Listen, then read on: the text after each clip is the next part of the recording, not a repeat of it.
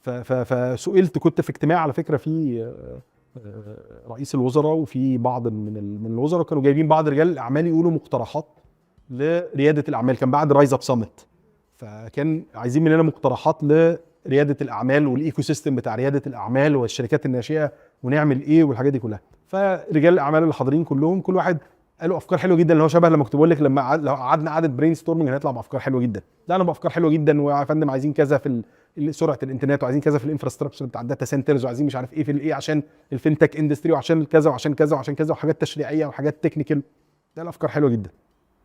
فانا لما جه عليا الدور اني اقول رايي، ساعتها قلت لهم احنا محتاجين قبل ما نطلع بافكار، الافكار سهله وما بقلقش عليها، احنا عايزين نروح فين بمجتمع رياده ايه الرؤيه؟ باك تو فيجن. ايه الرؤيه؟